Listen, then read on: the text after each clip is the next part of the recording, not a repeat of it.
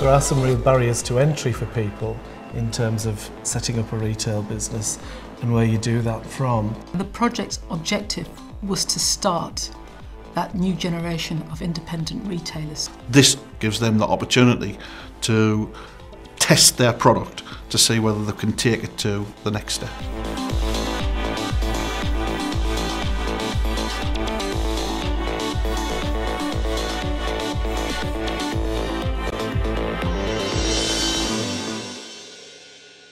One of the great things about a project like this is that it wraps around the person who wants to start a business. So what they get is they get all of the support and guidance and all of the expertise and knowledge that comes from working in this area for a number of years. The individual gets all of that wrapped around them, so they get supported to take those first steps into starting their business, which is vital. You know, one of the most difficult things is knowing who to go to and what to register and when to register it, and things like tax and insurances, and what this project does is help those traders with all of that, so that they take effectively what this project is about doing is taking the pain out of starting a business and allowing people the opportunity to test trade their idea and see if they can make a viable business out of their passion. It was really important to do this because the high streets right across the Tees Valley were suffering, and we needed to do something, I think, to try and regenerate those high streets. We're also aware that with high unemployment, that retail was an option for people, but it was a difficult option. Test trading with minimum risk. That was the point of the project, giving them a flavour, the experience of doing that, and also minimising the risk in the sense of educating them about being a retailer. We chose to use the local press primarily as a source of gaining interest through PR pieces and kind of advertising through them, and that was key to us identifying the vast majority of our applicants, to be honest. Brief details about who they are, the type of business that they want to do, and then also we've asked for a proposal or a business plan. Those that have been a little bit more thought out would have a business plan, but we also accept that this is a test trading project, so ultimately it might just be a proposal at this stage. It was just, I think, a really key intervention to be able to say, well, it's not really a difficult project. Some aspects of it are hard to cope with, but for the most part, it's not a difficult project. But it does give people that opportunity in a real way, so it's not just fiddling around at the edges and playing with a business, but it's an actual setting up a real business in a very safe environment, which has effects both for them and for the local area. We have a process where we go through a pre-startup and then let them decide after the workshop whether they believe they're still committed to moving into this programme. And then the next step to that would be this incubation unit to give them the opportunity to test their product before committing themselves to what they would normally commit themselves to in the first place, which is quite a big liability. The chief concern for all the project team was that the first group of test traders in Middlesbrough should start trading before Christmas, so they got a feel of the trading and they could benefit from the Christmas rush, which is the highlight turnover for the retail business. That meant identifying a retail unit very, very fast, talking to the private sector, getting the leases sorted out, all the finance sorted out, and getting the unit renovated and up to scratch.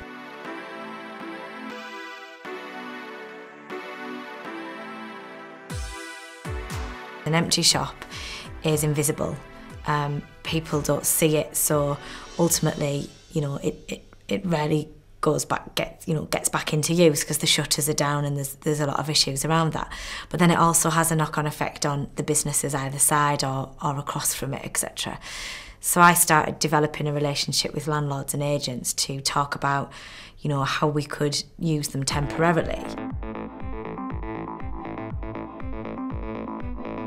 For the retailers who, after all, are the centre of what we're doing and are the most important people, it's been quite challenging for them in terms of being able to look at what it is really like to be a retailer. Well, Well, I feel like I've got a lot to learn, but I feel like it's going really fast, and you just learn every single hour. You learn something new, every single minute even. Being employed to being an employer and a business owner is that I know I have to put the work in. I mean, that's how businesses succeed. Currently I'm working 6 days a week. I have 2 small children. I think very often in a background of business support, you give people the theory, you almost teach them how to do it, but it's very rare that we actually very much hands-on in helping them do it. And I think from what we've recognised, the retailers learn very quickly that it's really quite hard work to actually run a retail business. After sort of the first couple of weeks, I just really wasn't sure if some of them would even stay.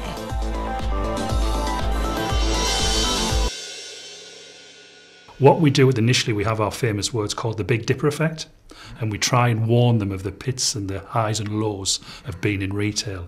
Now, what happened in the Middlesbrough was slightly different to the other 2 experiences was because we focused in Middlesbrough on the group of people, on the business skills. We focused on making sure the right product range, making sure they knew who the competitors were, making sure they actually promoted themselves. And what we found was we actually didn't do enough personal development. Now, personal development is all about mentoring people to cope with and to learn from their experiences. It's all about giving them confidence. It's all about making them more adaptable to business. And what we found was in Middlesbrough was we put that much information in initially. We had to sort of step back a little bit because we were in overload. There's a huge life-changing experience for these people to actually go from I want to shop to actually trading. Even in a test environment, it's a very, very, very competitive element. I've given them a few hint questions on feedback, such as what have you been doing this week chiefly? What's been the best thing that's happened this week? What's been the worst thing that's happened? What have you learnt this week that you hadn't realised about being a test trader? What are your plans for next week?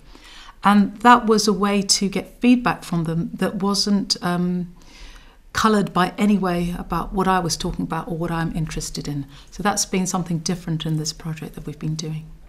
We found that because there was a lot of work, sort of homework, I guess, that was given to them by sort of the retail consultants in terms of, you know, profit and loss and weekly sales figures, that type of thing, then, you know, a lot of them found that they didn't have the time to do it. It wasn't something that they could want to do on an evening, you know, but didn't necessarily have time during the day. However, you know, every time you'd go in, they'd be sort of clustered together chatting and, you know, you go, right, well, okay, you could be doing your sheets then. And regardless of whether they're talking about something that's work-related, still just trying to remind them and to get a feel for that.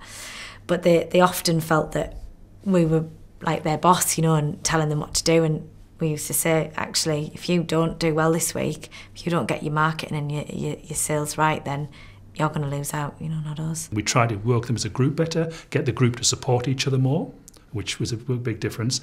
And we also try to actually get them to think of after the 6 months trading quicker. When Middlesbrough, they'd never done it before, they're all excited, they're enjoying themselves, they were doing some business, but they weren't actually thinking longer term. And of course, retail isn't about the short term, it's about the long term. In Stockton, we also differently. One of the things which none of them had experience of was actually dealing with landlords. And we've actually exposed them and spoke to estate agents and landlords at a much earlier stage, so they know how complex and how detailed and how important that part of the process is. The partnership working on this project has been very, very good. Private organisations such as Be Supplied, who are working with us on the retail element, through to the local authorities, who we're working with individually in Redcar, Stockton and Middlesbrough.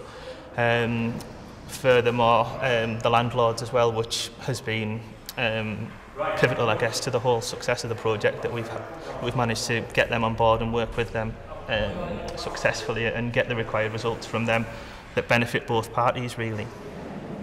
It's been very successful.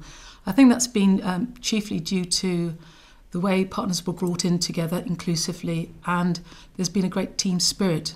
So there's been a lot of flexibility and responsiveness within the team. The investment that you see is, well, like the example that you can see on the other side of the road, where we've done a lot of virtual shops to try and tidy up the area and get it ready for new business. because I think there's nothing more depressing than just seeing a lot of empty, boarded up shops. And I felt, and I know the rest of the team felt, that it wasn't the right way to try and attract investors to come in and actually spend money in Redcar. It wasn't a good experience for shoppers. So we've been doing some work to actually do some virtual shops. But what we've got here is a real shop. So what we were hoping is that on the back of this programme that we get longevity and sustainability, and these shops that they're moving into will be or not become as vacant as quick as what they currently are at this moment in time. It undoubtedly works. It's you talk to the retailers, they will tell you that it works. What they've learnt in the 6 months has been paramount and is key to their ongoing success now, and they will take everything they've learnt with them, and they will still be learning when they move into new premises, but this has given them an excellent foundation. They're a lot more confident within their own product range, they're a lot more confident within the skills, their selling skills, and all the areas that we've tried to develop them through the process, then they've benefited from. What I've been really heartened about talking to them with their final interviews with me is how clear they are about their market, about their customers and their products. It's so clear how much they've learned about where they're going to go next. I think one thing we've learned as a company, and actually is, it's very, you cannot put people into boxes. You've got to treat them as individuals. For example, we virtually have a business development model which we use in retail. We've now adapted that to 3 different models depending on where the people are starting from, their skills and their expectations.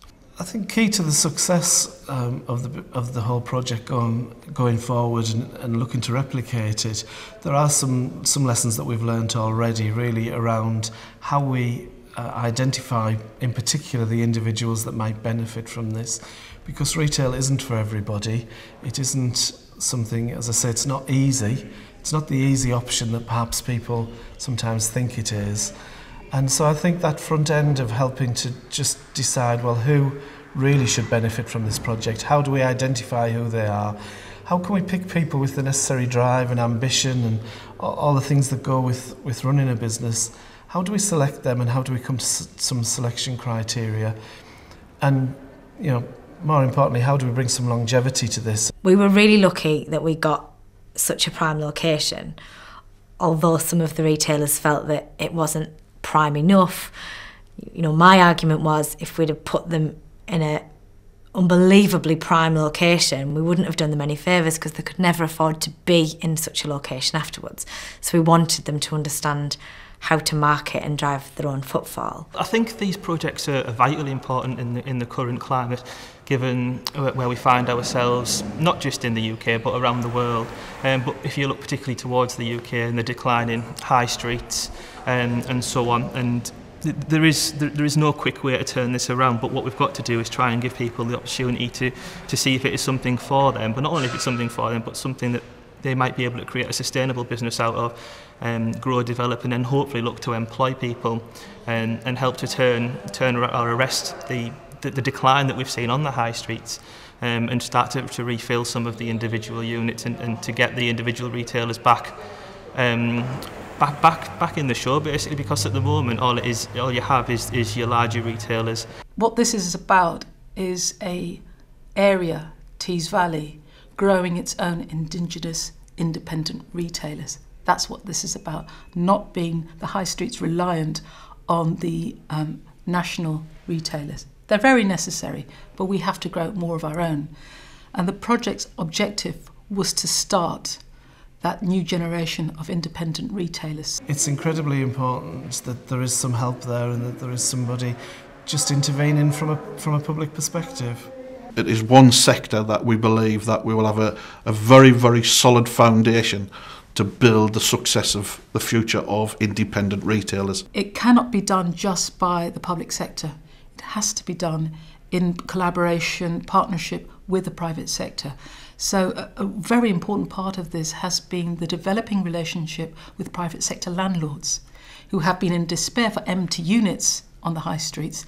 And this project has come in and worked with them, filling those units, so it doesn't look so bad, and then working with them also because these businesses are looking for move-on space. So that's been a very important aspect of working with the project. Even if none of these businesses went on and had a retail business as a result of this, the project would still have worked because it would have allowed them in a safe, cost-effective environment to have realised that.